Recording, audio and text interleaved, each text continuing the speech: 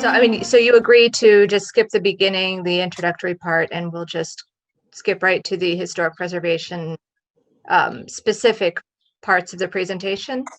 Sure. Okay. All right. So I will need you to enable my screen sharing. And while you're getting that up, I'll just say for anyone that is watching this recording that the past two outreach meetings have had that presentation introduction part that we're skipping this time. So if someone is new and newly watching this one and hasn't seen the others, they can still get that information. Yes. And the information will also all be part of the community preservation plan.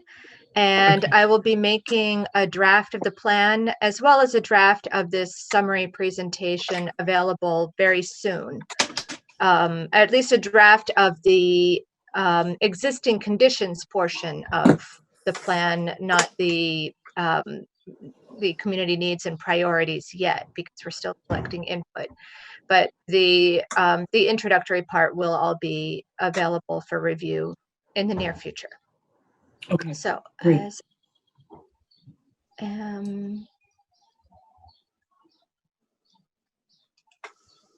share screen. Yes. Share. Okay. Slideshow.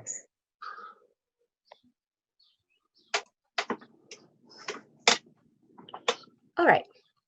So on the screen, I am showing the historic preservation assets, including the physical sites and the organizational capacity and partners.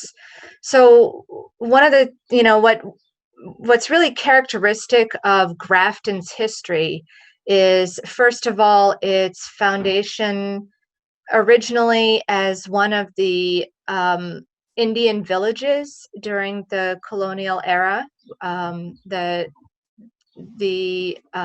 presence of the Nipmuc tribal headquarters in Grafton goes back to before the time that the English began to settle in Massachusetts, and is the only land to have been in constant ownership of Native people since the beginning in Massachusetts.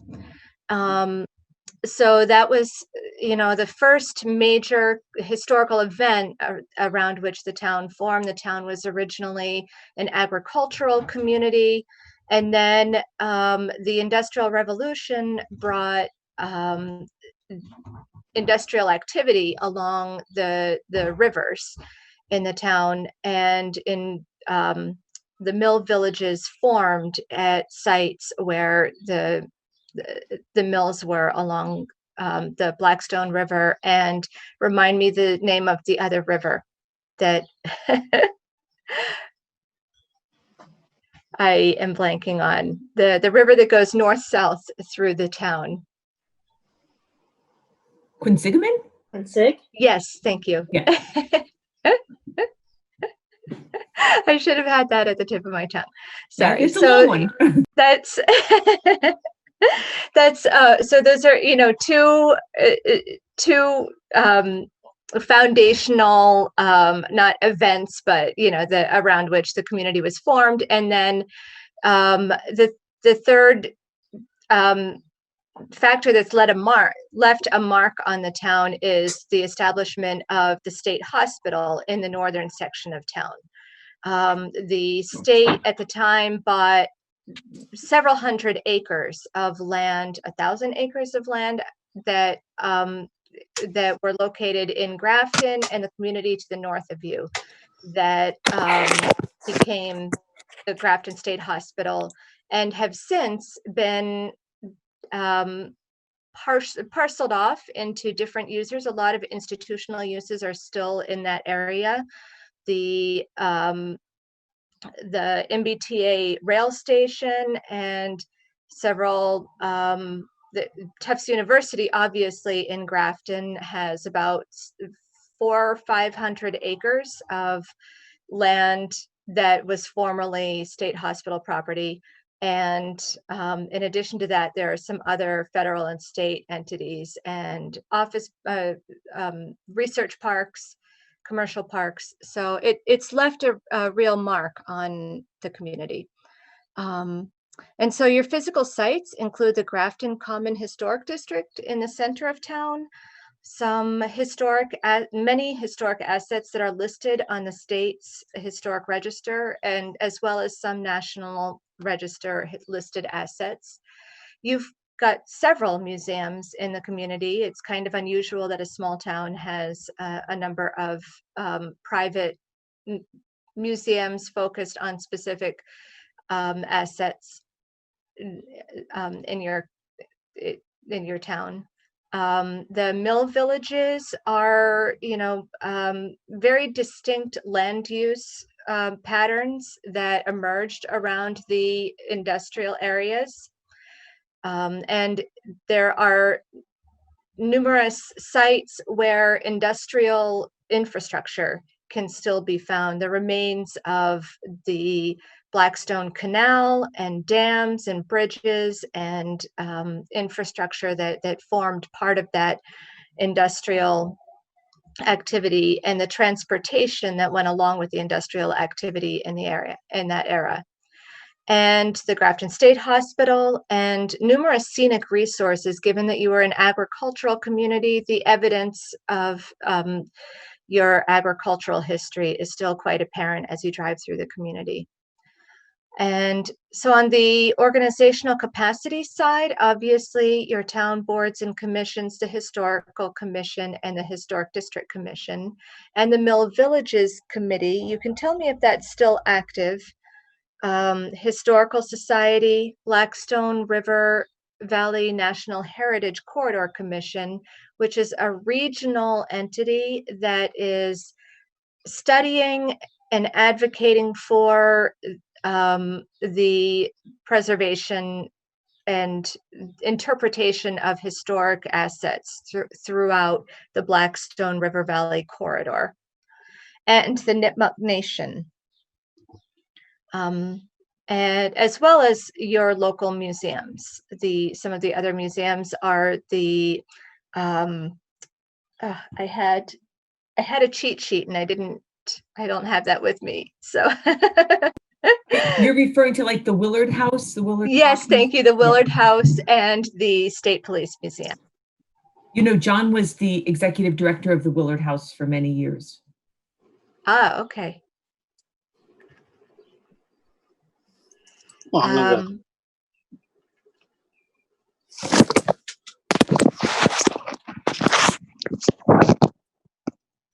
So, I can pause here to see if you have comments about the physical sites and organizational capacity, or we can move on. Yes. I have just a quick, to see how everybody feels. There's also some archaeological sites at Hassanemisett Woods. Yes. I'm not sure if this is where they would be listed or if that would be somewhere else. In the report, actually, I have within the open space and recreation resources, a subsection of historic open space resources, and the archaeological sites are mentioned in that context. Okay, thank you. Yep. Jen, I had heard in one of the meetings that they try not to publicize those a whole lot for fear of Right. They don't Okay. want poachers to Thank grave you. robbers. Poachers was the word. Yeah. And the people that need to know can find out. And it's not marked, so people can't go find it. Yeah. So we mentioned that it's there, but we won't have any way to identify it. So eligibility criteria is kind of an interesting thing. This is probably something that we'll have more discussions with the committee over the next month. We're going to talk a bit more about process and application materials and so forth. But the eligibility criteria for historic preservation are for the acquisition, preservation, rehabilitation, and restoration of resources. And the resources may include historical buildings, structures, vessels, real property documents, or artifacts. Namely, there has to be an actual physical object. It could be, a property like the Hassanamesset Woods, or it can be a piece of paper, some large or small, but it's a physical asset. And so one thing, aspect where there's been sort of a change in the understanding of the application of CPA over the history that it's been around, is that earlier on, many communities, including yourselves, funded projects that had to do with interpretation and the preservation of information, which are both not considered to be eligible assets. So interpretation is not one of the verbs that were given, and information is not one of the nouns that were given. So that's just something that I wanted to throw out there. Roberta, can you give us an example of something we may have funded that wouldn't necessarily fit the criteria now? I believe that an early project that you had funded was the acquisition of either a copy machine or some kind of equipment to use. Do you remember this, Joanne? Yes. Yeah, it was video equipment to record, Yes. to do oral histories. And Yes. then machine, a batch scanner to Yeah. preserve or whatever, digitize Yeah. the survey records of all the architectural survey that was done in 91. Yeah. So you're lucky that you got that in under the wire before they clarified. And we bumped up into it more recently because we thought it was a great project, but at first blush, but it was a continuation of Grafton's history, and we can't create history. You can only, if we had a book that needed to be preserved, one of the original books, history books, that would have been fine, but we can't do volume 2 as a new project. That's right. I think DOR has been issuing guidance that really narrows the scope of what we can do with historic preservation funds. Unfortunately, a lot of communities have also done historic inventory projects, various kinds of historic inventory projects with CPA funds, and that's not considered to be an eligible activity anymore either, unfortunately. It's not tied to one specific asset is the problem. It's just in general. And so that would be considered a support activity, and support is not allowed under this category. Roberta, And I'm sorry. Go ahead. When the DOR issues, more guidance around all of this, are those coming out? And I can't remember what they call them, but they're like the DOR letters. Mm-hmm. Is that how we get them typically? I think so. I haven't seen any in a while, and I was wondering if maybe I'd gotten dropped off of a list. But the coalition would have all of this, right? Yes. Okay. Yes. Yeah. And I think that they're working on making them more accessible for people to use, but I'm not 100% sure about that. Okay. Or whether the state is making these more accessible as well. That would be helpful. I can try to provide a link if I find that it's available. That'd be great. Thank you. One other question to raise, actually, it's kind of a good time to ask whether you foresee the possibility of religious organizations requesting funds, and whether that's something that you feel the need to talk about and be prepared for how you would respond to a request. We've had a couple. One, the Congregational Church was looking to do, I don't know if it was restoration of this oh, what was it? Actually, I think they wanted us to help them with the parking lot. And we were trying to make it to where they could show, the historic meeting house that was on that parking lot site. And it's like too many strings. And so that project didn't go anywhere. It's because it really was not an appropriate project. And we did get a letter from, and I don't remember the person that sent it, a lawyer that was, I guess, surveying all the towns in Massachusetts, trying to find out if any CPCs had provided funding to religious organizations because they were atheist or something, and they were wanting to sue and get all the information on that. So fortunately, we didn't have anything. So that wasn't an issue for us, but I know some towns have.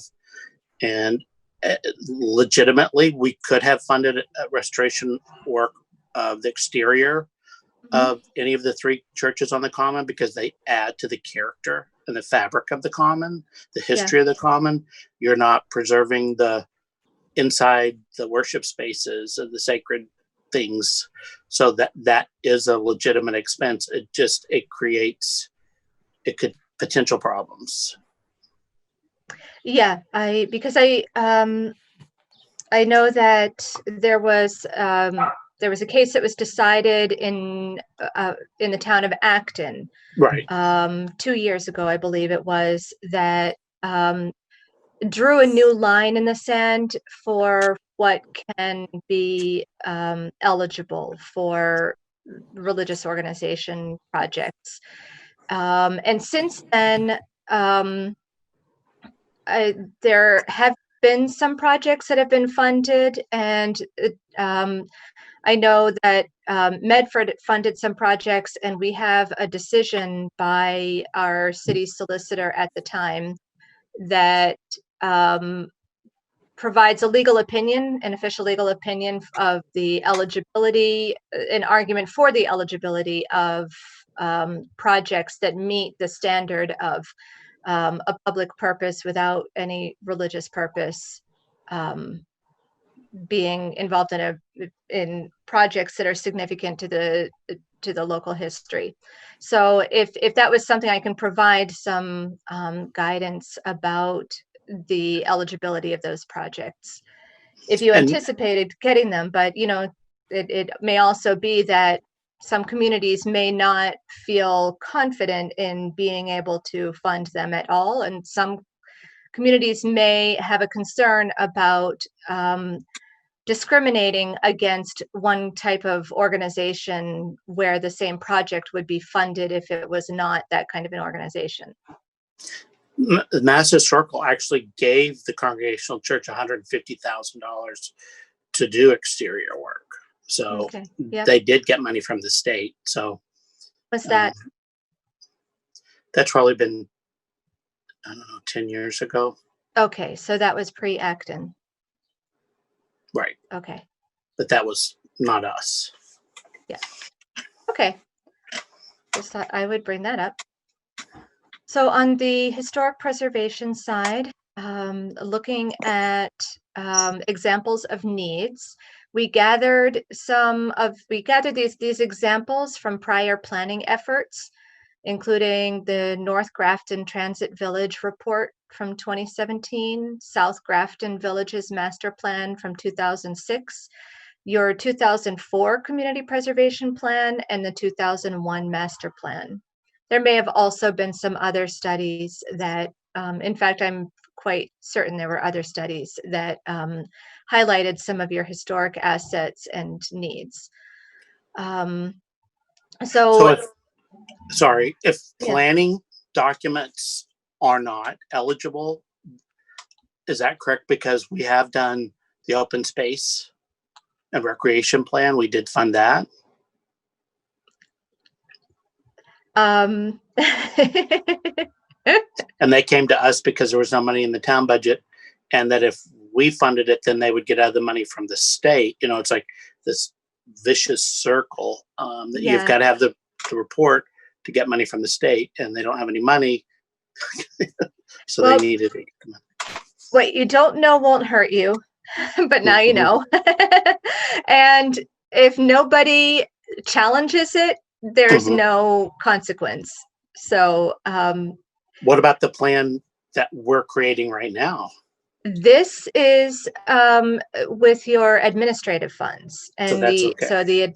you can use administrative funds for planning purposes. So if the open space and recreation plan, you could make an argument that that type of plan is also an administrative type project as well. Some communities could play it safe by doing that. Mhm. But yeah, technically, any townwide strategic plan or inventory plan, unless it's affordable housing, really is not meant to be eligible for CPA funds, for program area funds. Okay. Thanks. I think, we funded a lot of affordable housing plans very early on. Good. Well, affordable housing is, it would be eligible because it would fall under the category of support, Right. Yep. for which affordable housing is eligible. So the categories of needs that we identified from these planning efforts included the restoration of historic buildings, to preserve artifacts and documents significant to Grafton's history, and restoring, preserving, and interpreting sites that are significant to Grafton's history. So some examples of historic building restoration could be to adapt buildings for public or institutional use. An example of a specific building could be the building that used to house the state police. I don't know if they still own that building, that used to house the museum and had a fire several years ago. So whether they still own that or whether it's owned by some other entity, the restoration of that building and putting it back to a public or institutional use could be an example of a project. Preserving and improving existing public and institutional buildings. We talked in our last meeting, one of your other committee members raised the need for additional major maintenance or restoration that's still needed. Was it on the townhouse? Yes, there's Masonry a and lot of brickwork that's going to need to be done on the townhouse in the future. yeah. So that's another example. Supporting economic development. So projects, historic preservation projects that support economic development, for example, could be funding the improvement of historic buildings for commercial use. I don't know whether that's is the remaining mill building. What is the name of that mill building in Farnhamsville? What's gonna? Yeah, whether that building has potential for commercial use or whether it has more potential for affordable housing or a mix of uses. But the restoration of that building to bring it back into a private use. Or there may be some other small buildings in the community that have potential for adaptation for either commercial or residential use. Often there are either fraternal organizations or religious organizations that have buildings that are underutilized or that they may not have the resources to maintain anymore and may be looking to partner with someone for disposition or redevelopment of those sites. And in that case, historic preservation, I'm trying to remember the location, but in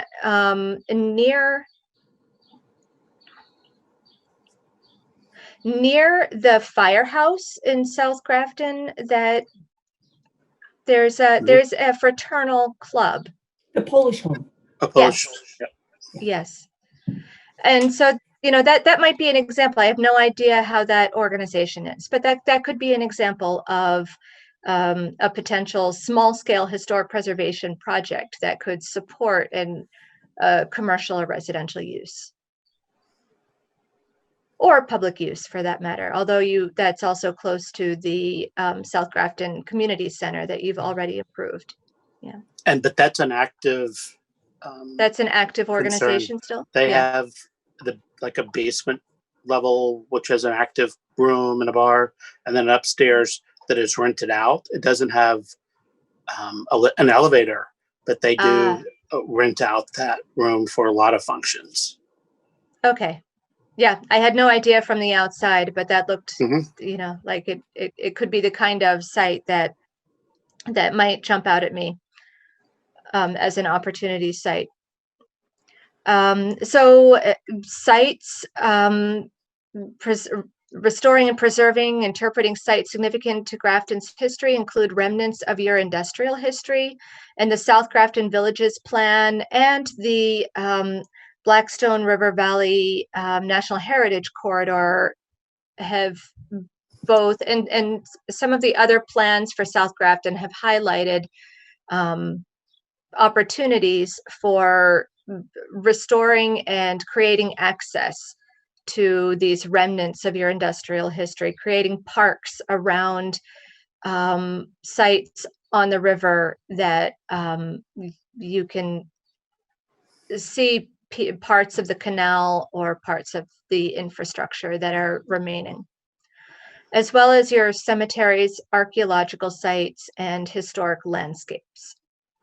Cemeteries are an area that I don't see you've contributed much CPA funding to date, but that is an area that there might be potential for CPA projects in the future. In fact, I spoke the other day with your veterans agent and talked about the potential for maybe restoration or preservation of some significant war monuments in the community. I think one of the members of the historical commission had commented to do signage uniform signage at all the town cemeteries, and I don't know that is allowable. If we did a restoration project, the sign could go along as part of that, but Yes. Just to do a sign, I don't think that project on its face is possible. But if it could be done in conjunction with other work, then it would be something we could do. Exactly. Yeah. So what, as you point out, some of these things that are not eligible on their own can be carried out if they're incidental to an eligible project. For example, signage at a site that you've done restoration, or if you're restoring and preserving documents, you may digitize those documents while they're being restored. And that's allowable, but simply digitizing documents is not an eligible project.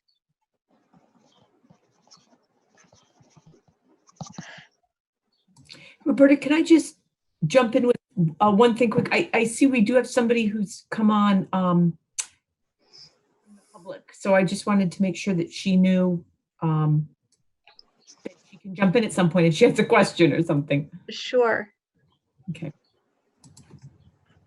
Okay. So I think that is the extent of the historic preservation examples of needs and assets that I wanted to talk about. So I wanted to maybe open up the discussion a bit. I'm going to stop the screen share actually. And I would love to open up the discussion to see if you have to suggest some additional needs and priorities that haven't been reflected on the list to date.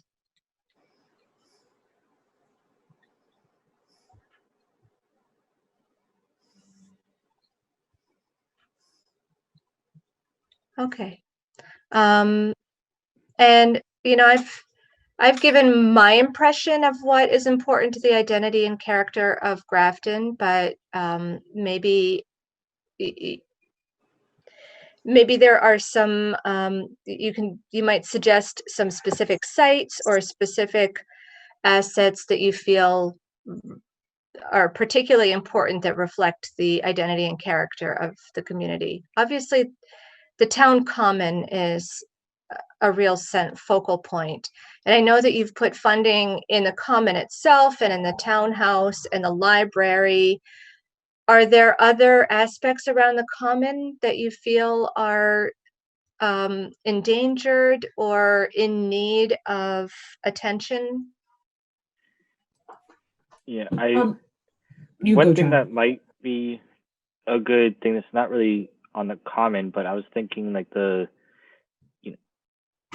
some of the older firehouses, like the South Grafton Firehouse, or even the one that's just off the center on Worcester Street, which we're not really actively using as a firehouse right now on the one on Worcester Street, but it's it's primarily used for storage from different municipal departments, but from my understanding. But that is, the type of thing I think has a good benefit to try to maintain. Which firehouse in South Grafton? Because the Farnhamsville firehouse was restored. Right at the intersection of 122 and 122A. Yeah, I was more meaning as a general, general matter of point that we want to maintain it as a historic asset is how I'm thinking about it. Okay. And, not so much that it needs anything in particular right now, but just a general, thought. We've had a couple, one project that we did do and another project that didn't get completed just because of funding and timing and contracts. But we're very open to the work that's going on there. And interestingly, the fire station in the center of town, which qualifies to be listed in our survey, is at some point slated to be removed for parking on the common. But right now, it's a greater asset for parking for the school department building, school department equipment, because they don't have a garage for their things. So until the new DPW is finished and they maybe will take over the old DPW, that's just being occupied for their vehicles right now. But yeah, I definitely think the old DPW site is going to be better suited by a potential sale. There's a warrant article coming up at the town meeting about rezoning that area from planning board. And so I think that is a good use of that site and not so much for like parking for different municipal. Right. I agree. And I think even if we maintain the existing center fire station, at least on next exterior kind of, make it look a little bit better. I don't think it's that bad overall, but I haven't really been that close to it in a while, like actually looking at the bricks and everything. But, we can still maintain its use as it exists right now, as the school does have some of that need, and still have the historic feel of the area. I know the siren is still working on top of that fire station. Right. So that's, I haven't heard that siren in years.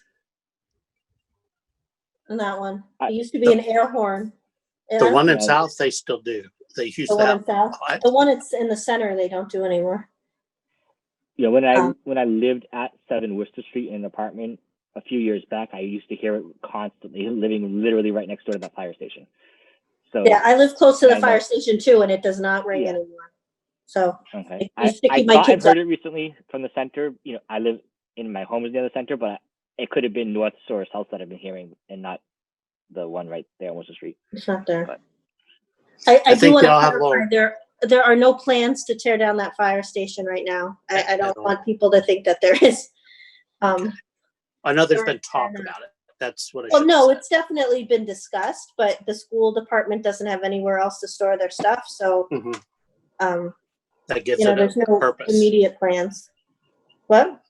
That gives it a purpose. So Yeah, but that building was also, you know, they did look at it. It needs at least $400,000 worth of repairs to be able to continue to use that building. wow.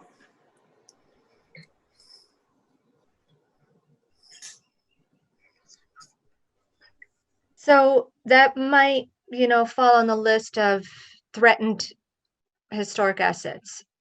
Mhm. Even though it's not very old. How old is it?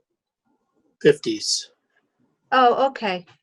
So it could be considered old if your historical commission deemed it so.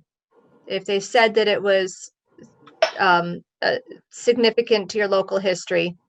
But if they say that it's not significant to your local history, then it's not eligible for CPA funding. There's one other area, we talked a little bit about this during the open space meeting. It's the North Grafton Village. John, what do they call that? New England Village. Thank you. I knew it wasn't North Grafton Village, New England Village. There's been, a couple people have come forward at different times about all of the history that's up in that area. Mm-hmm. But I think a facade program would be really good for, it's almost just like one block that has Erickson's, and there's across the street is a dentist office. There aren't too many buildings, commercial buildings there. But if we did some kind of a facade easement program, and even some of the buildings at Washington Mills, but I really don't think they would want to, because that would be a huge job to do some of their, because they have some really neat old buildings. But to keep that, it's a nice little block on the east side of the street.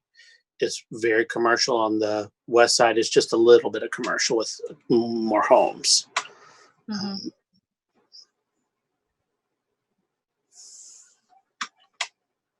But to try to keep that the feel, because that was the little village for the mill village up, or the commercial village for the mill village up on the hill. Yeah. Yeah, there's another example of the potential for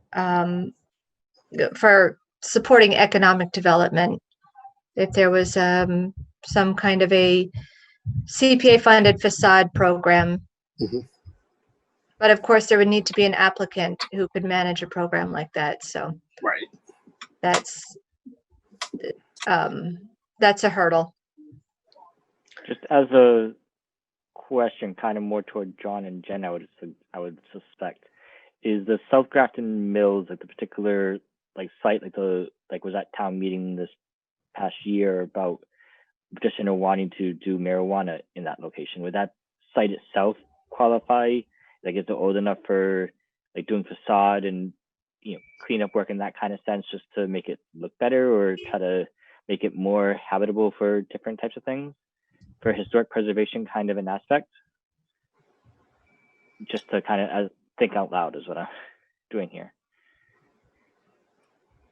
I'll let Jen answer because she would probably know more about the marijuana. But if you're talking about the Westconnett Mill, which is right in front of the temporary state police museum, right at Depot. Yes. And I'm not really concerned about what would go in it, what kind of business or type of thing would be utilized there. I'm more thinking about preserving the historic nature of the area is kind of what I'm thinking about in this question. Yeah, that the owner brought forth a citizen's petition to have the zoning changed at a past town meeting to he wanted to turn it into a cultivation site for marijuana, but it's not zoned for that. So he tried to get the zone changed at town meeting, but it was defeated. It is privately owned. It's in very tough shape. There's a lot of issues with it even being safe to be on the property. So I'm not really sure. I guess that's a question, like CPA money in terms of for private buildings. I think we have to be able to show a real public interest in that building then, Roberta? Yes, so you have more latitude if the use is for public or institutional use or housing, affordable housing. Yeah. And if it's for affordable housing, at each stage, the CPA funding should be proportional to the proportion that is going to be affordable. If it's mixed income, then the CPA funds cannot fund the market rate section of the mixed income. But if it's going to be a commercial use, then the CPA funds should be limited to the exterior, to the part that is publicly accessible, which is what you can see from the street. It's significant. Go ahead. Unless there is, some way that public access is given to the interior, say there's a lobby that is invited to have some kind of public use, just that's something that you would need to work out with the owner and redevelopment plans for whatever occurs inside, that you would want to have an assurance that there is a public access and public benefit to the part that is CPA funded. The building is significant even in its tough shape because it's the last surviving mill in South Grafton when there at one time were 3. Yeah. And so it's significant as the survivor. But it's going to take a lot of money. Our money would only be just a fleck in the budget, I think. Yeah. And so, this is something that beyond CPA, the town is going to need to consider if there is a proposal for rezoning to facilitate reuse of this site, that the reuse is going to need to generate sufficient income to be able to cover the cost of preserving and rehabilitating this building. So, it's going to need to bear a very significant cost. So, it needs to support a high value use, whatever it is. Yeah, I'll say that I feel like my question was answered very well, and I will say additionally, the planning board is going through a longer process right now about discussing and figuring out like how to set up like a mill redevelopment kind of plan and associated zoning for a place like that mill in particular as well, among some others, and kind of at least knowing that what was possible as far as if the owner or a future owner would want to petition the CPA for funds, and then we could of course weigh their proposal and everything else among what we would say is okay or not, so to speak. That was going to at least help my understanding of the situation here. So that was why I brought it up, and I know it was privately owned, and that added a little bit of a wrinkle I wasn't 100% sure on. Another thing to consider is, and this again falls outside of CPA specifically, but the building as a historic building is exempt from restrictions on if this is next to a water resource, which I presume it is. So it's exempt from environmental restrictions that would be applicable to new development. And so as a redevelopment site, if this were to be demolished and then rebuilt, build something else, it might not have the potential for redevelopment that it has as a historic building. So again, there's an opportunity cost. It's a neat little area. Across the street is the old Finn's Pharmacy, which I think is still vacant. Somebody's tried to restore it to make it back into commercial on the first floor and residential in the upper two. I'm not real sure if the property changed hands and then the project stalled. But there is, that is a nice little corner there. If it probably would just take one business and then the others could start happening. Yeah. I know the neighbors in that area would really like something to get moving and cleaned up, because it is a cute area that's unfortunately has several buildings that are, could use some TLC in that area. Yeah. That brings me to a question just in general. This might be off topic a little bit, but years and years ago, we had somebody come with like restoring their own private barn. And when you're talking about historical landscapes, I started to think, would that have any connection? Like if it's a scenic roadway, historical landscapes, it's a rural community, if there was a barn, if it was private, but it was private property, so we didn't touch it. But I'm just wondering if in this context, if that is something that we could do or not do, or in the context of keeping that historical landscape intact. I think technically you could do it.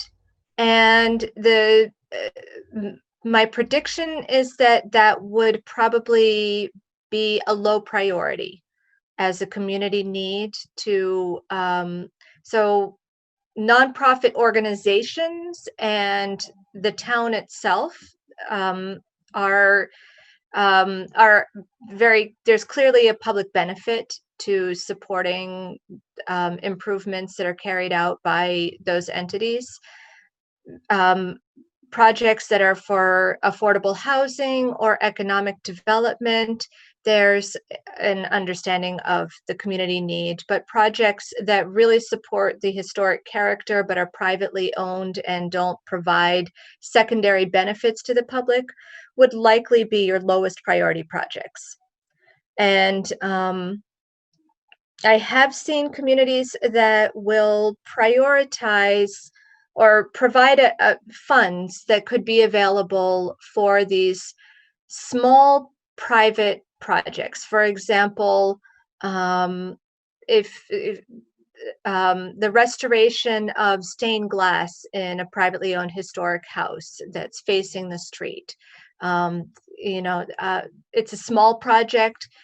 The CPC, found that there was historic significance to it, and that because it was facing the street, the public would benefit, but it was a small project. So, something like that could it's something that you could consider, and it could be done.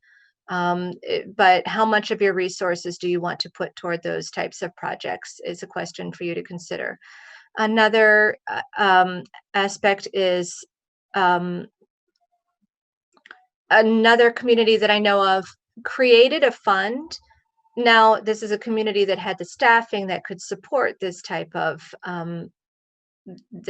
program, but they created a fund that low-income homeowners could apply to do exterior repairs on their homes. So it was a combination historic preservation and affordable housing project where it wasn't required that the house have a long-term deed restriction because it qualified as a historic preservation project, but it did enable low-income homeowners to better maintain the exterior of their homes and protect the historic character. So 2 examples, but barns would still not fall under that either, and they might require significant funds to make them, to preserve them. Hey, John, does it sound like you want to get some work done on your house there? When Tim said that, it's like, man, I'm getting off CPC so I can apply. But it didn't happen, so I'm stuck with my house. John has a very cute little like antique home off the common. Lots of potential. Lots of potential, right? The street view is very nice. It is. It is. Are there other, are there other public, like buildings that are owned by the town that are currently underutilized or candidates for preservation? The South Grafton Library building on Main Street. It's the Okay. Historical Society now has a long-term lease, but I don't know how, if it's 10 years or what length of time. So that would be kind of a mixed or blended project if we had to do some exterior work, because the town still owes the exterior. The tenant is a nonprofit. Mhm. I would say what's the deal with the barn where the right off the railroad tracks across from Cumberland Farms? Oh, the tree barn. What, like, that needs to be painted so badly. We've tried just many different ways to make that happen, and because it's lead paint, all either the volunteers or Job Corps or BBT couldn't be involved because of the lead paint issue. So I think it hasn't happened. The trees there make a nice like overhang when all the weeds are filled in, so it's kind of like a little weedy tunnel. When we talk about library pieces, I'm more curious, like what John in particular thinks on this, but the Nelson Park Library, that's a very small building. I don't know how old it is exactly, but I know that's held by the Nelson Trust as well. It's relatively new. The mansion, which would have been a great project to restore, burned in the 70s, I believe, to the ground almost. It had a boiler problem, I think, over Christmas or something, and got in the walls. But it was a beautiful home. The grounds, it was quite a showplace for North Grafton. And then when 40 cut through, the specimen trees, that some of them are still on the other side where they park cars. So what was the name of that property again? And I just want to keep it for my notes. Nelson Library and Park. And so there's still one remaining building? It's a new building. It's a replacement, like an A-frame type, but brick. Okay. Building with a community room on one side and a small library on the other side. Okay. I just wanted Kristen asked about that white barn. That white barn has been, we've been discussing it lately. When DPW moves to their new site, that is actually connected to the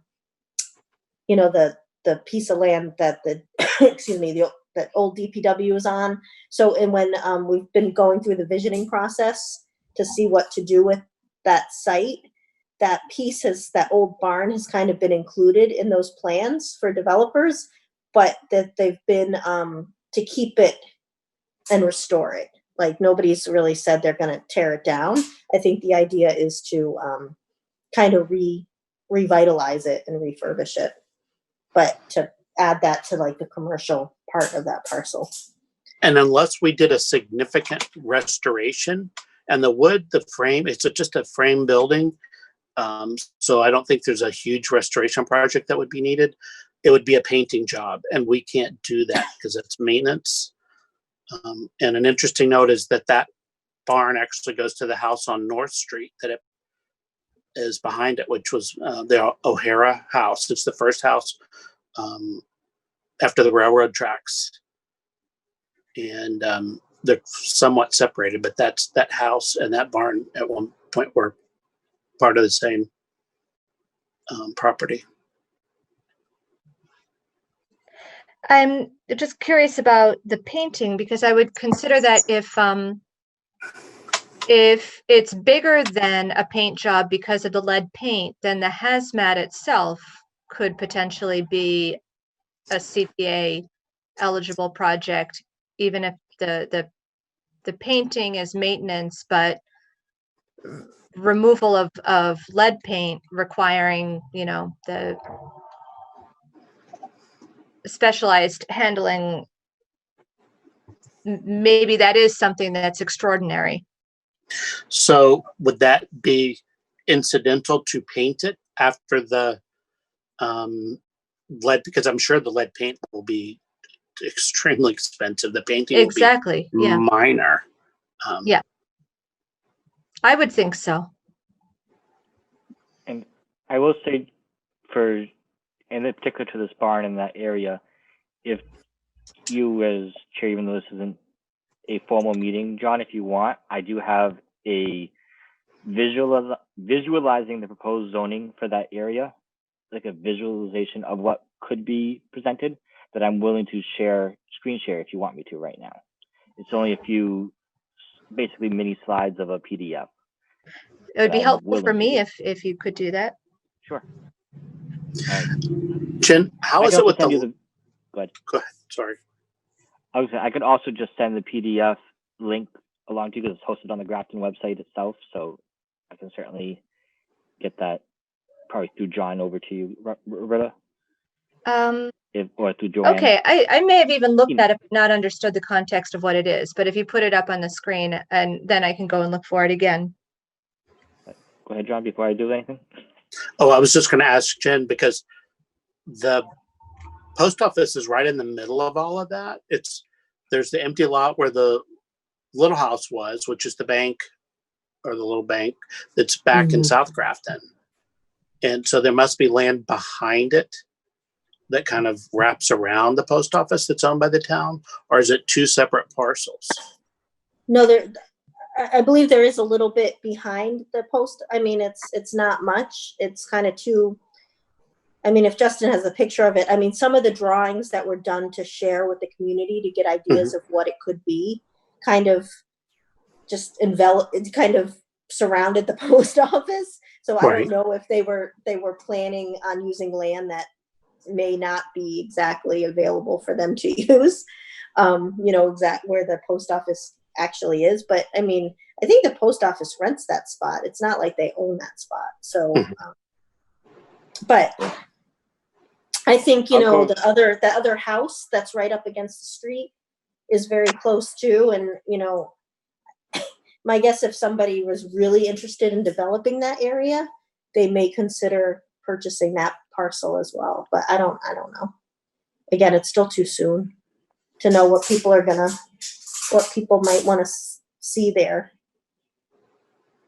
But I'll share this then. This is this first screen, once it is up, if you see it, it shows the multiple parcels that are technically as laid out. So this is that whole site. One of these is the post office. I think it's this one, but I'm not 100% sure offhand. But the overall, this is just an example of what could go in this spot if the zoning is passed. So this is, where the DPW site is now. Little things, some potential trails, and the post office in particular right there. And I forget exactly where along here that barn we're talking about is. I think it might be there, but this is, like I said, this is just an example of what could go in that lot. But this is, what the planning board has been discussing about that area. Yeah, that shows like where that was, the post office was right next to that new building, which was next to the barn. So they kind of used the parking lot of the post office for that conceptual design, which I don't know if it would fly or not. But I'll stop sharing now. Thank you.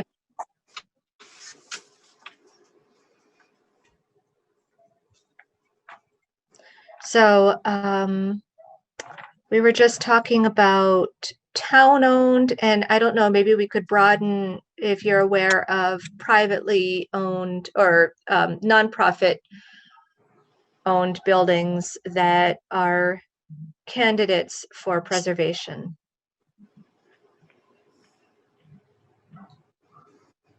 Well, certainly the homestead, which we've already given money to.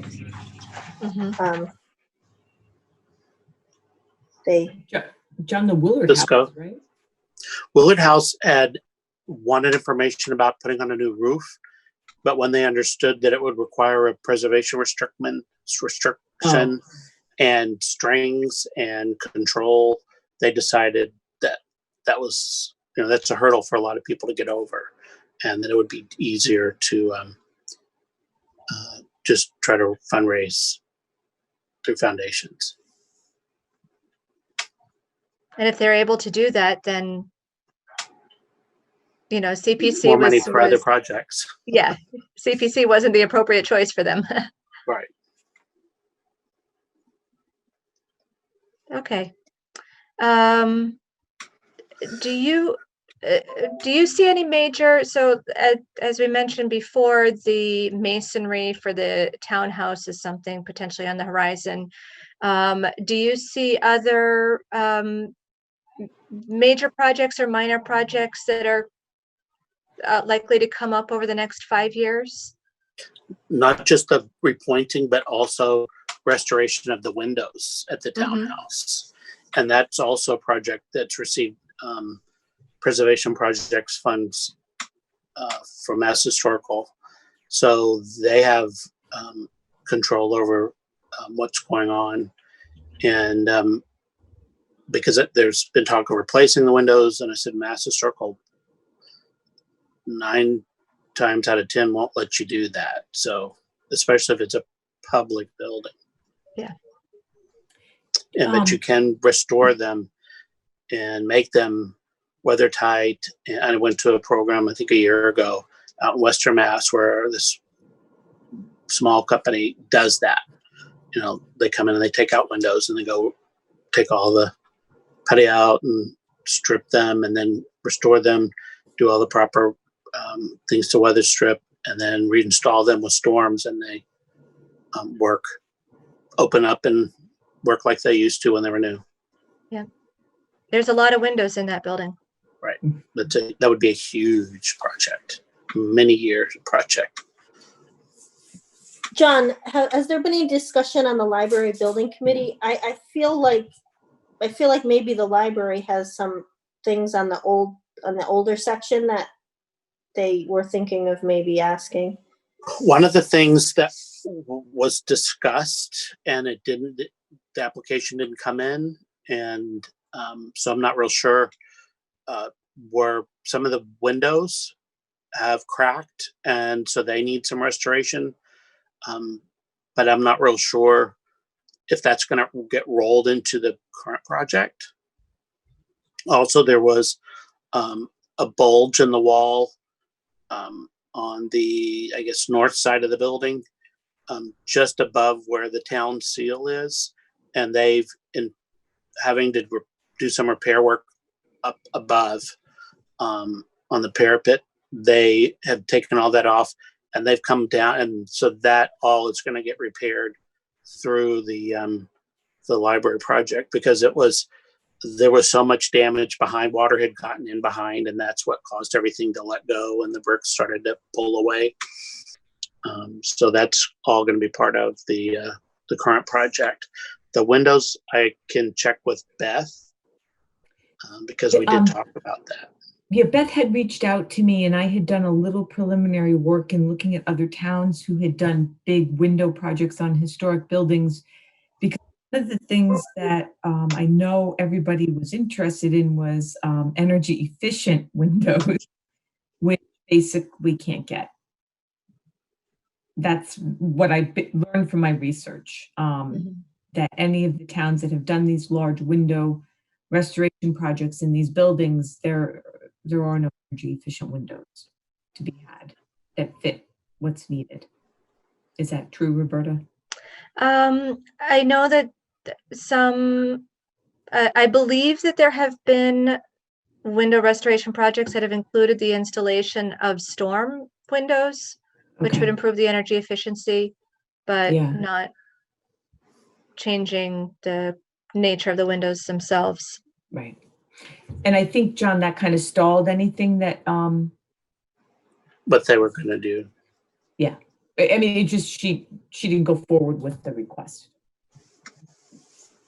And It- I know compared to, go ahead, Roberta, I'm sorry, I was going to change subjects. Sorry. Oh, okay. So just staying on the library for one more second. It could be that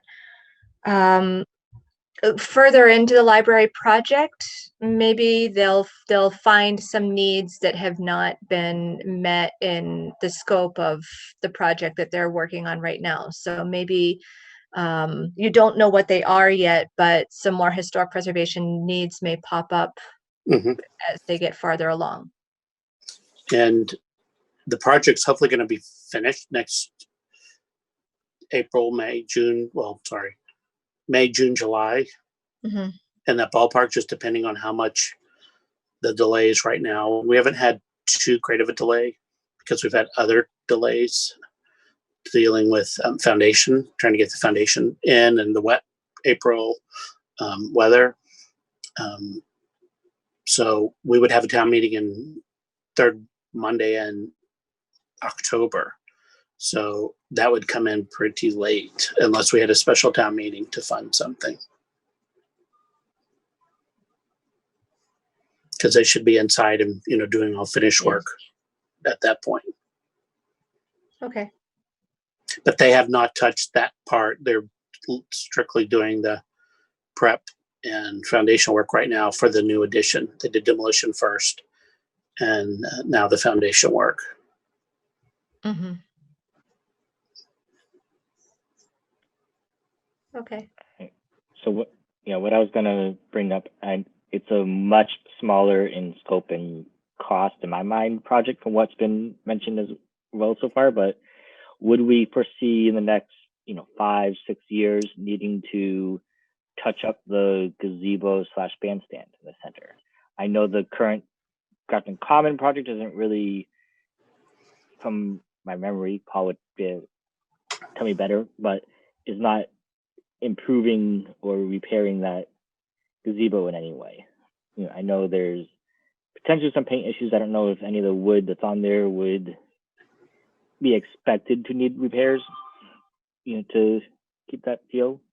It could be restored because if you look at old photographs right now, all the railing around the common is just straight up and down. And the original was a crosshatch. And so it had a very different look. So at some point when it rotted out, it was just easier. Somebody put in what's there. And there are photographs, so it could be done historically accurately and would be eligible. Yeah. It's not just a paint job. Of course, I understood. It was just one of the thoughts I had for. And I think it was the Lions Club that actually replaced the roof maybe 2 years ago. They approached us, the district commission, to say, can we do this?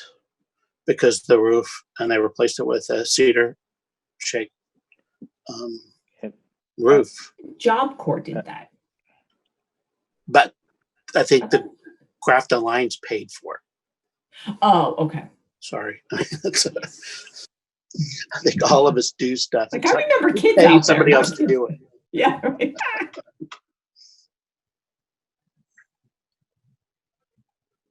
By any chance, in your minds, do you have any religious or fraternal organizations in the community that are maybe in decline or maybe looking for a partnership to be able to sustain their assets in the future? We've already lost to the North Grafton United Methodist closed, but another church took it over. Mm-hmm. And do you know the name of that, Joanne? It's like Assyrian or Syrian. Yes, it's the Assyrian, I think the Assyrian Association of Central Massachusetts.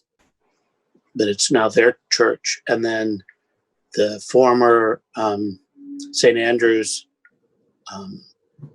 Episcopal Church merged with another church in Sutton, and that's where the library is now as a temporary. And I wouldn't So have called actually, that right there is a building that is going to be looking for a new use when the library moves out. Right. And that was probably built in the 60s. Yeah, Okay, okay, so it's not a very historic contemporary. building. Okay, And it's pretty much, I mean, it works real well for the library because of all the little types of book areas that you need. They have Sunday school rooms for, and then the adult stacks are in the sanctuary. So it was a pretty good fit for the books. Who would have ever thought that that would have worked out as well as it did? It's, you know, they're tight for space, but it's more space than they had in the center. okay. Yep, I thought it'd be worth asking. Okay, are there any other little things that come to mind that are on your wish list of what you would like to see? We've talked about some town-owned buildings, the barns, gazebo bandstand, the commercial buildings in South Grafton.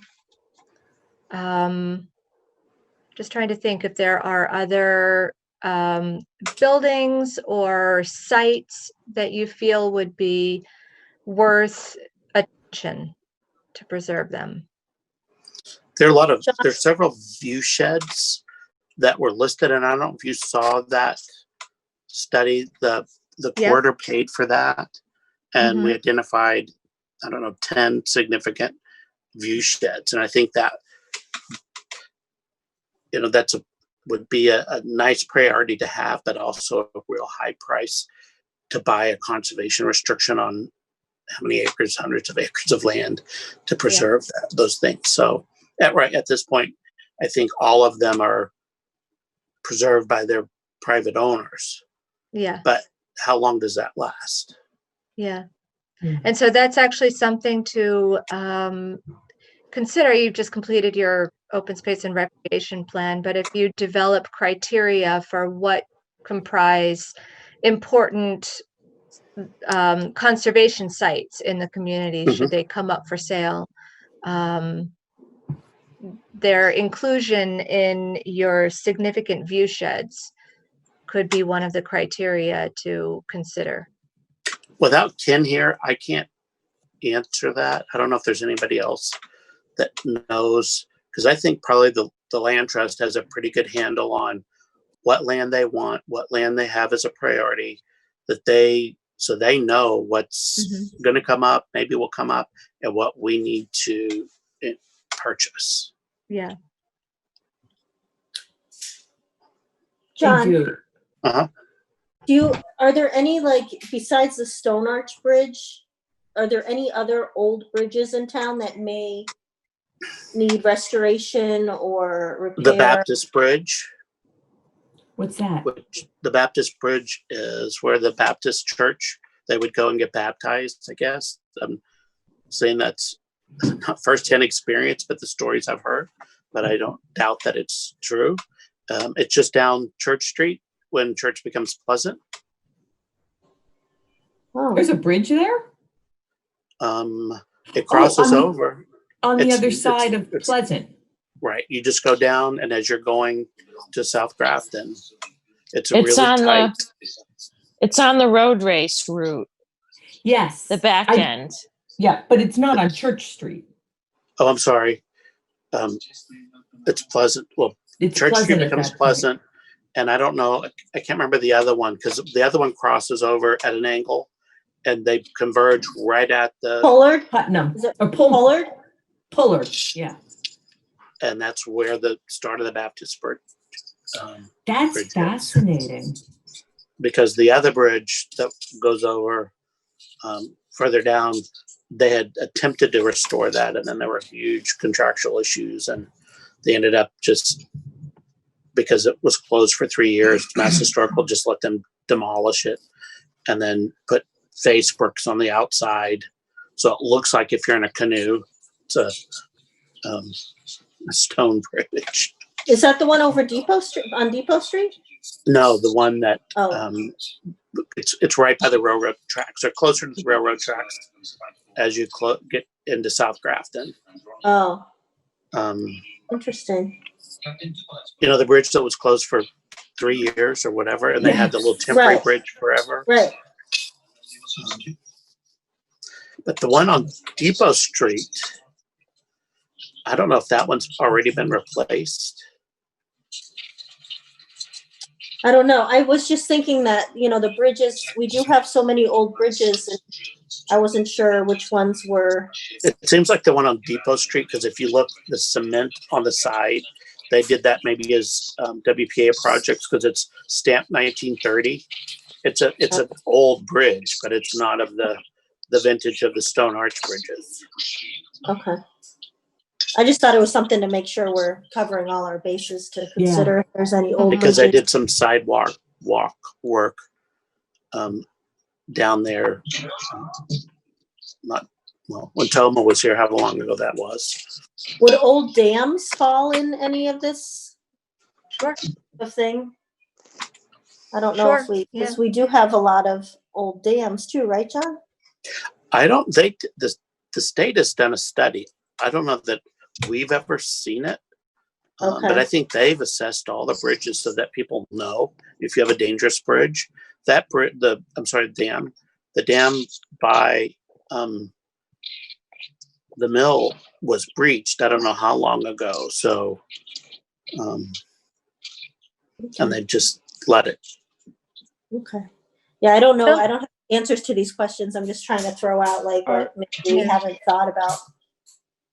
Yeah, something I don't know the answer to, but I lean toward it's not qualifying. But is anything on the Bullock properties from Charlie Bullock, anything old enough that might come into play here?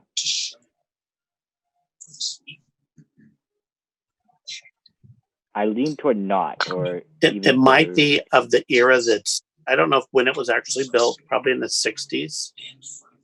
It has to be 50 years old to be included on the survey. I'm sure it's representative of commercial building of the time. But in terms of real value, it has better value to be redeveloped because they're wood and they're not up to code, and it would be a difficult rehab. And I think that they've done a lot of studies on what to put in those areas up there close to the Mass Pike that you could get a higher and better use of the land with some other type of structures, multi-story buildings, I guess. Makes sense. I don't happen to recall which of the plans that I might have read about this in, but as you mentioned dams, one of them points out the existence of either dams or locks remaining in the Blackstone Canal, and maybe dams remaining that. I'm not sure if we have any locks. That the Corridor Commission would know that, because I think they've done that because they do want to put a bikeway that follows the canal and as much as it can down to Rhode Island. Yeah. And there's actually the Pony Truss Bridge. How could I forget that? That was the bridge that was for, and now Centerville, I think is what that village was called. Centerville is at where Brigham Hill crosses over from Millbury, from right behind the Municipal Center. And you go around the corner and there's a mill, a factory a factory building. And that was at one time this Pony Truss. It's a metal bridge. And the chairman of the Historical Commission, Millie Bean, made the town save that bridge and dragged it down to Dauphiné Park in South Grafton, different Dauphiné Park. So it's down there. And I think last year, some historical commission people went down to make sure it's still there, that people haven't taken it apart or who knows what. But that's supposed to be reused as a bridge for the bikes over the path when the path comes to Grafton, assuming the bridge still exists at the time. I've been given to think that it might be a long time before the path comes to Grafton. Right. Probably so. I think it's so much private land ownership along the route. So that's to get easements or to buy the land is because they've gotten money from the state, and I think they've drawn plans and they've done a lot, but they have not built a lot. Yeah. They've done a lot of engineering or design or those kind of things, planning. And an the area corridor that, would, no, go ahead. The corridor would have a better idea of where that is in terms of high priority, low priority with them and the state, because the state does have money to do those kind of things. So if they got a lot of money from the state, they could really whittle away town by town going through, or doing segments and connecting them up. Even a half a mile segment can, you could make a loop if you could get both sides. And I mean, you can just do it chunks at a time. What is parts that are already in public ownership, put in a segment, and then eventually, hopefully, link them together as you're able to acquire more. Break it into smaller, doable parts if you have the master plan all together. A site that was identified in prior plans was Leland's Landing. And I couldn't identify on a map exactly where that was. That's in South Grafton. Yeah. And it's on private land. Okay. I had the impression that there was some publicly owned land there near may be. it. That's not one that I could answer. Okay. We have a historical commission meeting tomorrow night, and we've got some people that have lived in town all their life, and I will ask about it. Okay, just curious, because that was one that didn't rise to the top for me because I wasn't able to actually locate it anywhere, and I didn't find it echoed in numerous planning documents, but it did show up once or twice as a potential opportunity for kind of enhancing the historic character and identity of the area. Another one, since that just made me think of that Joseph Willard came to Grafton and was the first white settler, supposedly slept under a rock. This rock is behind a house on North Street, just north of the Mass Pike on the west side, but it's behind somebody's house and you can't see it probably now. All the trees have filled in, but when you drive in the wintertime, you can actually see the rock. And I will ask, because I don't know the street number. And, it's more of a legend than who knows. And did he really? But I think you can have your own Plymouth Rock. Yeah, no, this one's a boulder. This is huge. It's and there's a house rock in South Grafton that's also on private property. People used to go to picnic there because it's big as a house, and they would climb up the back and sit up on the top. I've been to that one, that like on Barbagine or somewhere on those streets, those two streets. But I couldn't take you there. I will find out where House Rock is.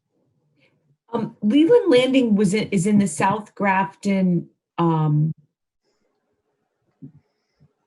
Villages plan? His master plan? Yeah. Okay. I believe so. Yeah. July of 2006. I Googled Leland Landing. and that's what came up. Yeah. I think that's where you saw it, so. And I feel like it might have been echoed in another plan, but I'm not sure. Okay.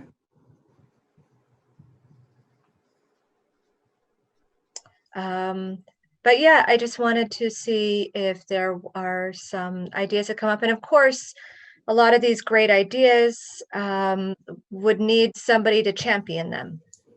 And Right.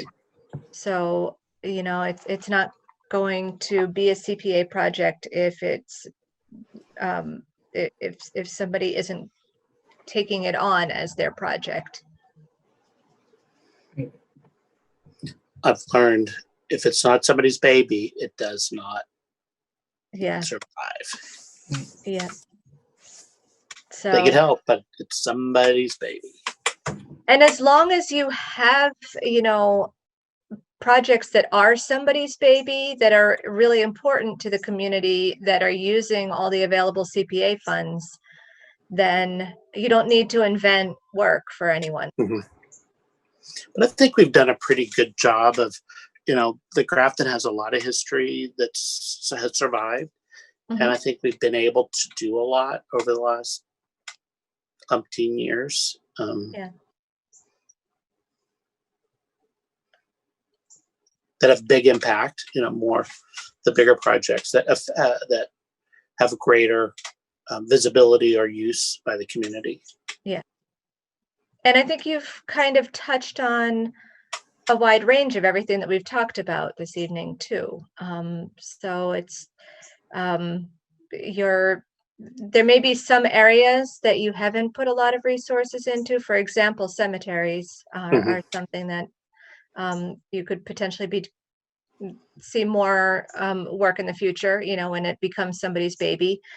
But yeah, there's been a wide range of things that you have supported with your historic preservation funds.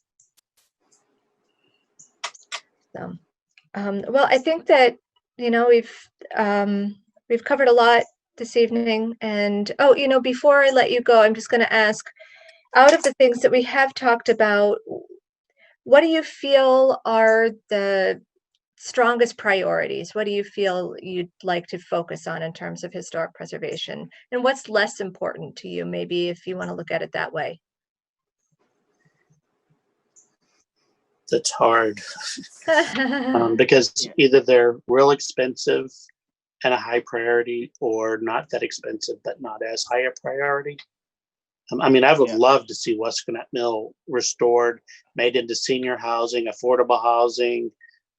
There used to be the loom space that I think they've torn down the room, but it was like a saw edge upside down, that so that the light would come in.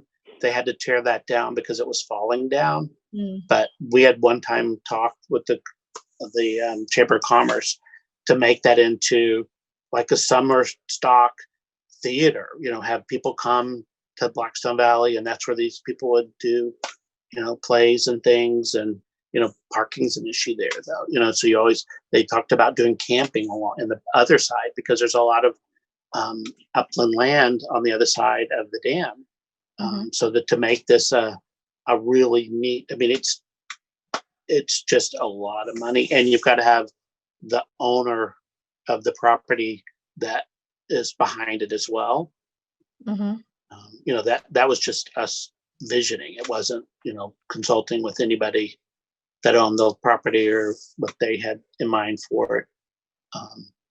But I would love to see that, because that's really interesting remaining mill. Yeah, I'll say, at least for me, outside of, you know, I'm going to approach the question outside of naming a specific project or location. Like the priorities for me as a whole is something that will help us save losing a historic, you know, structure or, you know, thing. Like if we need to do a project to prevent a old historic building from being, you know, from falling under its own weight, you know, structurally, or, you know, completely being torn down, if there's a proposal that can prevent it from being, you know, done that way, that's, you know, probably my top. You know, secondary is something that would provide a actual community engagement to the location in a historic way. So if there's a site that, the interior can be restored in such a way that makes it more, better historically useful, and be able to engage, the public or other people to actually, learn something or experience, the historic nature of that area. And then thirdly, something that is going to help preserve the visual appeal, like curb appeal, so to speak, of a historic location. And Based that's on what- kind of my overall, What Justin overall- just said is some kind of a facade easement type program, Mhm. because that's going to keep the front of the building the same, looking the same, the inside, the back. They can do whatever they want to it, but it still looks like when you're driving or walking down the street, like the house that was built whenever it was built. And I think, again, that's not a small amount of money, but you can do it $10,000, maximum bid. The people are planning to do the work themselves. This just is a little incentive to do it the right way, or according to the Secretary's standards. Because they may do something like vinyl siding, whereas if we gave them $10,000, they would put clapboards back up. Mhm.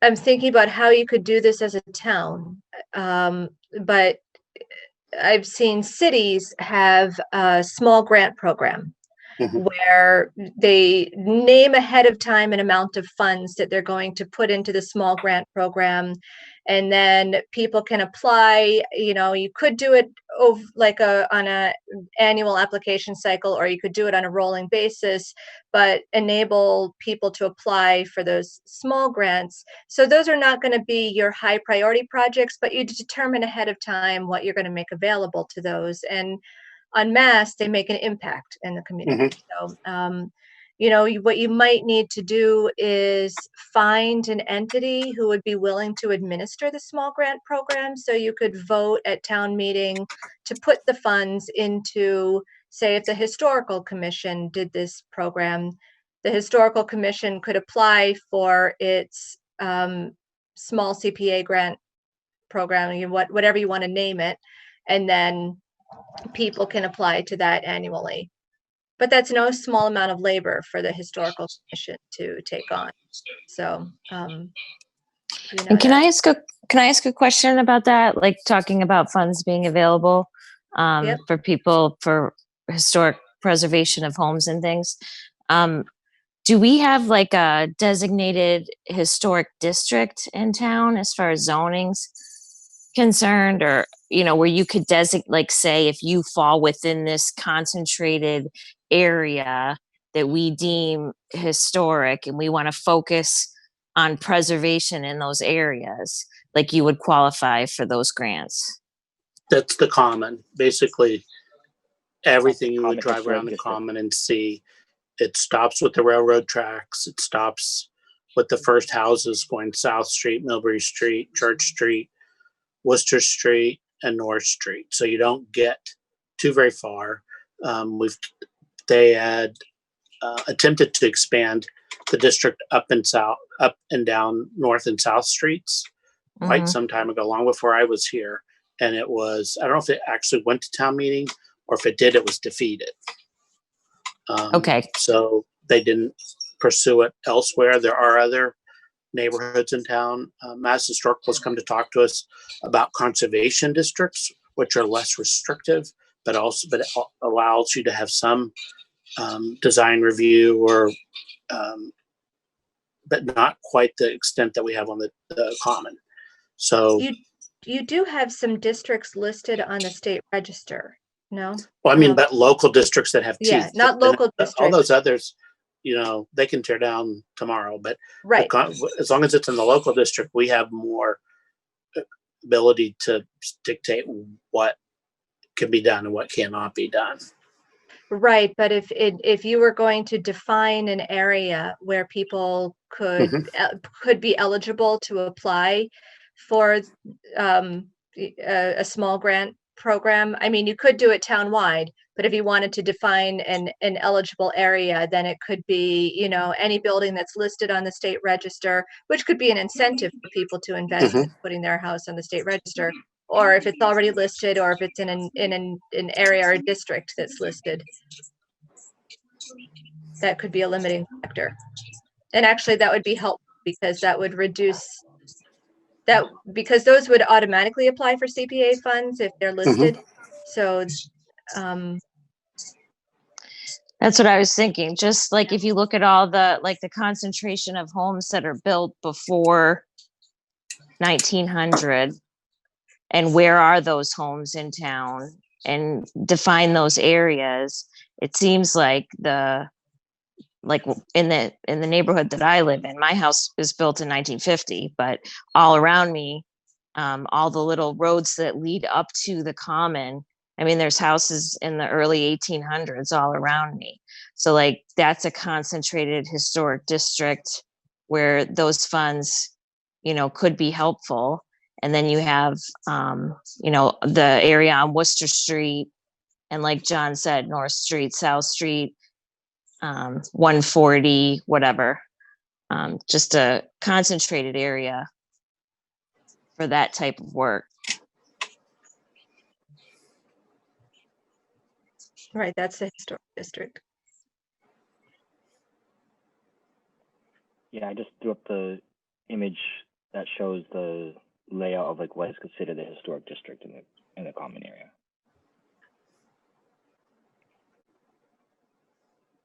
Thanks.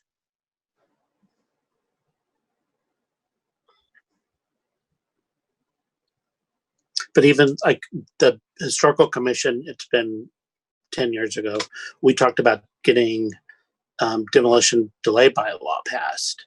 And, you know, that's something that's a big hurdle. You have to have, even if you're going to tell somebody you can't build for 6 months or 12 months, you've got to have if then what. You know, you can't just say, okay, you can't build, you're just slowing them down. You need to have something to help them preserve that property rather than just knock it down. So we didn't get too terribly far with that. We looked what other towns had done. And there is a house, and I'll try to find out the address. It's on Old Westboro Road. It's almost across where there's a mobile home, almost to Wesson Road, if you're going towards Westboro, and it's on the, I guess, the north side. But it's like one room deep, 2 stories, 1 room up, 1 room down, either side. And it's surrounded by like Morgan Drive and all these big mansions. And I know that's going to disappear one of these days, but that's got to be late 1700s, early 1800s. But the paint's coming off. John, is that the one that's right on the corner? Is it on a corner, like hidden by all the brush? Oh, no, okay. You can see it. It's almost on the street. That's the other thing that distinguishes it, because everything else is set back quite a bit. And it's right before you get to Morgan Drive if you're leaving the center. And it's on the same side of the road as Morgan Drive, kind of as you go around the curve. When you pass Stockwell Farms, those houses.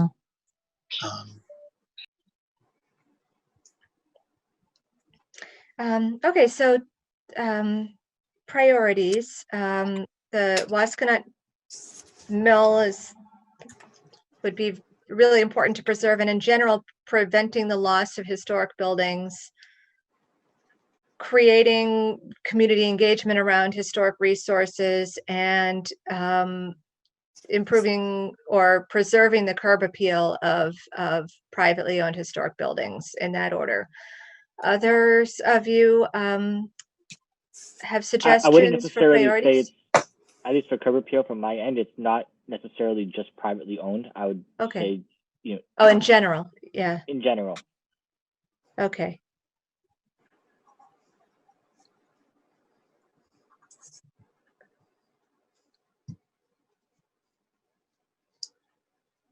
If I disappear, it's because my iPad's about to die. And my charger's upstairs. Thank you. We're almost done. It's given me 2 messages and I'm now down to like 5%.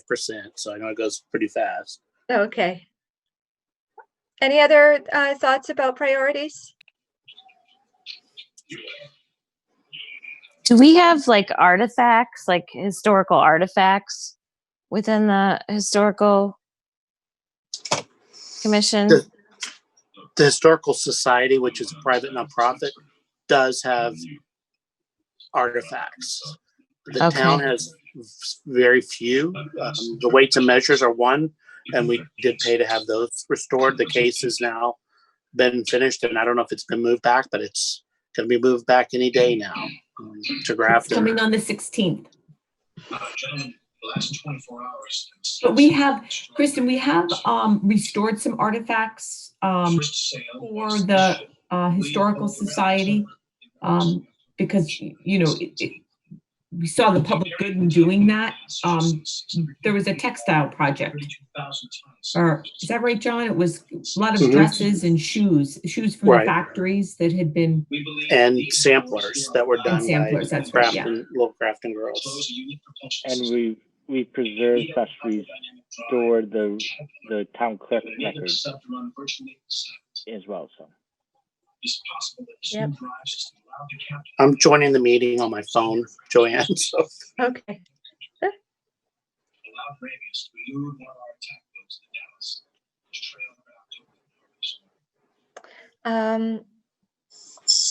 Okay, well, you know, I think that we have covered what I wanted to learn from you this evening. It's been a good discussion, and just reviewing my questions to make sure that I haven't left any out that I wanted to ask. Yeah. So I appreciate all of the suggestions and input that you've given me, and I think that this concludes our discussion unless you have anything more to suggest. I don't think so. Right. This was very good. Thank you. I'm sorry we didn't have folks from the public. I think Lisa was actually from the Grafton News, so maybe Okay. we'll get a news article. Okay. Well, it's really, you know, it on top of the challenge I understand of getting people to come out to meetings. You never know what you're going to get when it moves to this online forum. It's new to everyone, so you know, I am happy to still talk with people if there are people that you want to send my way. Okay. Give me an introduction, and I'm happy to talk with anyone. If you feel that it would be helpful for us to have a one-on-one discussion or to create a small group again.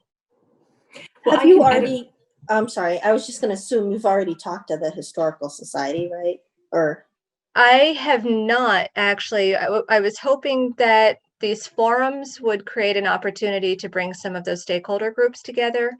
So we have not, I haven't individually reached out to any non-town entities yet, but I can if you would like me to. I don't know. What do you think, John? John's got both his things muted, so I don't know. We might have lost him. Okay. Sorry. He's back. No, He's that's okay. back. They just- Shh, don't talk I about it. was He's trying back. to get rid of that iPad because it was like feedback and it wouldn't stop making the noise. I'm not so sure that chairman of the Historical Commission, like me, is not a fan of Zoom. And so that's possibly why he's not on. I'm not sure about it. His wife is actually the president of the Historical Society. So, you know, that it, and the people that are associated with the Historical Society would tend to skew older and aren't, you know, big technology fans. So, I mean, that's possibly why, because what went out to them, they were all included on all these emails. So Maybe, John, we could encourage them to do this survey, and maybe if Dave or his wife want to talk to Roberta over the phone. yeah, oh, I'm sure they would be happy Okay. to talk to you or share. Yeah, I'm happy to do that as well. You know, the purpose of this process is to enable people to provide input on the planning process. And given the circumstances, we kind of have to invent how that's going to work as we go along. Yeah. So we'll do our best. And yeah, I welcome an e-introduction to anyone who you'd like me to specifically talk with.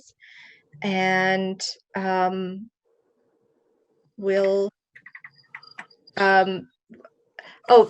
before I go, to give a plug again in case anybody is watching this who hasn't already taken the survey, but the survey is available. You can find a link to it from the Community Preservation Committee's webpage on the town's website. And so please take the survey, share it with your friends, and we welcome your input. Roberta, do you know how many people have responded so far to it? We're up to 123, Okay. so we could do better. What? But Do you need to register in order to take the survey, or can No. you just, okay. no, you just get the link and you can fire off your answers. I'm gonna create little cards that will be on the registration table too at town meeting. That's right. And I'm going to give you, I haven't given you yet a The code a thingy. code. Yeah. Yeah. You know, the thinking being people could sit at town meeting and do this, if, you know. A suggestion, Joanne. Yes. Do you know, or will these cards have what's called a QR code on them? That's what Roberta's getting Okay. me. Yeah. I'll get her a QR code. I said I would last week and I haven't done it yet. So I was going to offer to help create one for an image for the cards if there was not already one going to be there. So yeah, we use SurveyMonkey, and SurveyMonkey does that. They'll create the code. So all right. So yep. I think that's it. John, if I could, I'm sorry, John, will you introduce Roberta to Dave and his wife, or do you want me to do that? Yep. You'll do it? I'll see Dave tomorrow. Okay, thank you. So I will, but I'll email them tonight. Okay, thank you. Okay.